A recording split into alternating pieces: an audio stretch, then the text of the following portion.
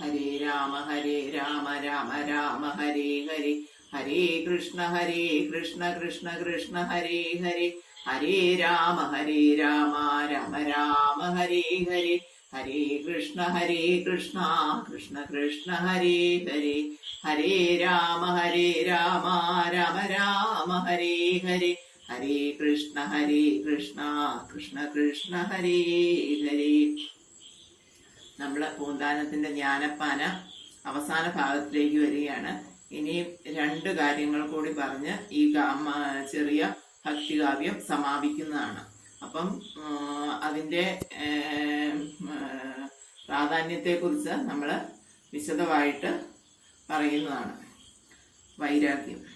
വൈരാഗ്യം എന്ന ഭാഗമാണ് ഇനി നമുക്ക് പഠിക്കാനുള്ളത്. എണ്ണി എണ്ണി കുറയുന്നിതായുസും മണ്ടി കരേറുന്നു മോഹവും, വന്നുവോണം കഴിഞ്ഞു വിഷുവെന്നും വന്നില്ലല്ലോ തിരുവാതിരയെന്നും.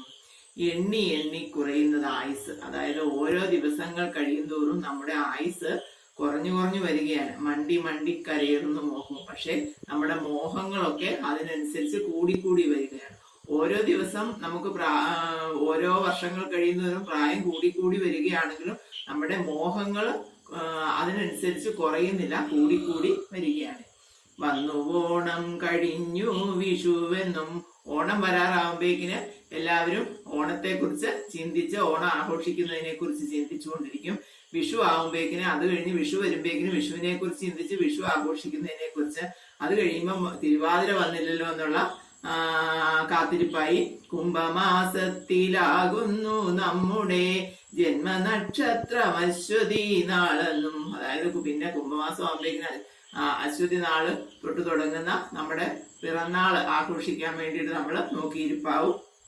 ശ്രാദ്ധമുണ്ടകോ വൃശ്ചിക മാസത്തിൽ, അടുത്തത് പിന്നെ ശ്രാദ്ധം ആരുടെയെങ്കിലും മരിച്ചുപോയവരുടെ ശ്രാദ്ധം ഉണ്ട്, വൃശ്ചിക മാസത്തിലുണ്ട്. അതിന്റെ സദ്യ ഉണ്ണാൻ വേണ്ടിയുള്ള താല്പര്യത്തിൽ കാത്തിരിക്കും.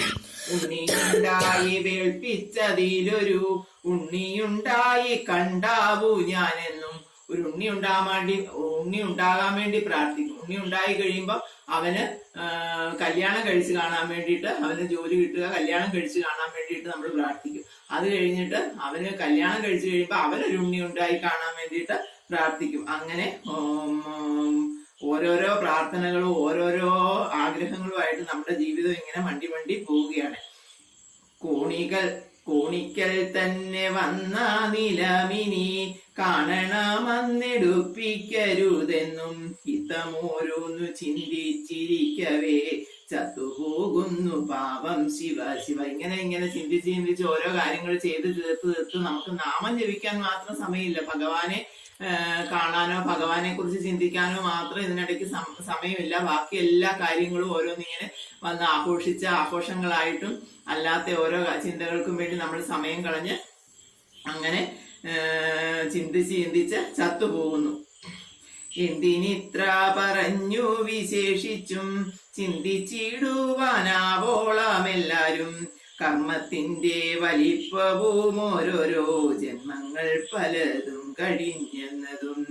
എത്ര വിശേഷിച്ച് എന്തൊക്കെ പറഞ്ഞ് ചിന്തിച്ചാലും കർമ്മത്തിന്റെ വലിപ്പം അനുസരിച്ച് ഓരോ ജന്മങ്ങള് കഴിയുന്നത്.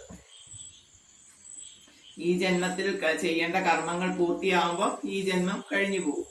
കാലമിന്നു കലിയുഗമായതും ഭാരതഖണ്ഡത്തിന്റെ വലിപ്പവും, ഇത് കലിയുഗമായതും ഈ ഭാരതഖണ്ഡത്തിന്റെ വലിപ്പവും അതിൽ വന്നു പിറന്നതും എത്ര നാൾ പഴുതേ തന്നെ പോയ പ്രകാരവും. നമ്മള് ഇത് കലിയുഗമാണെന്നും ഈ ഭാരതത്തിൽ വന്ന് നമുക്ക് പിറക്കാൻ സാധിച്ചെന്നും അതിൽ എത്ര നാൾ ഇപ്പൊ തന്നെ എത്ര നാള് നമ്മുടെ വെറുതെ പാഴായി പോയി എന്നും, ആയുസിന്റെ പ്രമാണമില്ലാത്തതും ആരോഗ്യത്തോടിരിക്കുന്ന അവസ്ഥയും ഇന്നു നാമ സങ്കീർത്തനം കൊണ്ടുടൻ വന്നുകൂടും പുരുഷാർത്ഥം എന്നതും.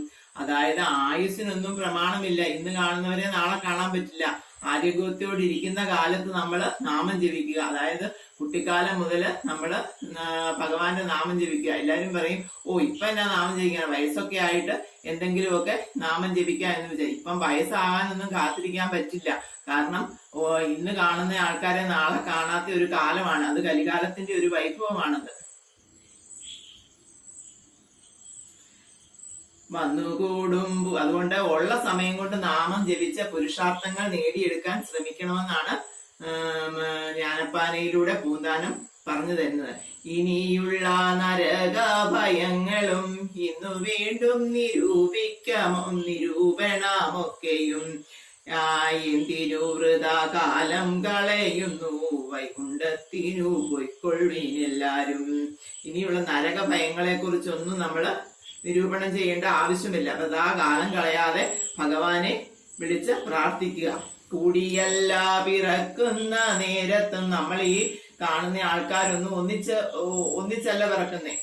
അതുപോലെ തന്നെ കൂടിയല്ല മരിക്കുന്ന നേരത്ത് നമ്മള് ഒന്നിച്ചല്ല മരിക്കുന്നത്, ഓരോരുത്തരായിട്ടാണ് മരിക്കുന്നത്. മധ്യ ഇങ്ങനെ കാണുന്ന നേരത്തോ മത്സരിക്കുന്നതെന്തിനു നാം വൃഥ. മധ്യത്തെ അതായത് ആ മരിക്കുന്നതിനും ജനിക്കുന്നതിനും ഇടയ്ക്കുള്ള കുറച്ച് കാലഘട്ടങ്ങളിൽ മാത്രമേ നമ്മളിങ്ങനെ പരസ്പരം കാണുകയും സംസാരിക്കുകയും ഒന്നിച്ച് ജീവിക്കുകയൊക്കെ ചെയ്യുന്നു. ആ സമയം എന്തിനാണ് മത്സരിക്കുന്നത്? മത്സരിച്ച് നമ്മള് പരസ്പരം മത്സരിച്ച് തർക്കിച്ച് ജീവിതം വൃഥ കളയേണ്ട ആവശ്യമില്ല.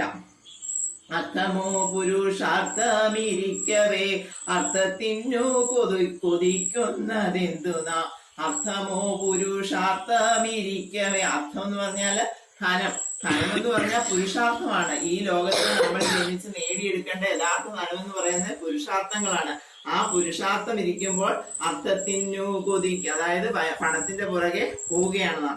മധ്യാഹ്നാർക്ക പ്രകാശമിരിക്കവേ ഖദ്യോതത്തെയോ മാനിച്ചു കൊള്ളേണ്ടു. മധ്യാഹ്നാർക്ക പ്രകാശമിരിക്കവേ, അതായത് അക്കൻ മധ്യാഹ്ന അതായത് ഉച്ചസൂര്യന്റെ പ്രകാശം ഇരിക്കുമ്പോൾ ഖദ്യോതത്തെയോ മാനിച്ചു കൊള്ളേണ്ടു. അപ്പം സാധാരണ വിളക്കിനെ നമ്മൾ മാനിക്കേണ്ട ആവശ്യമുണ്ടോ?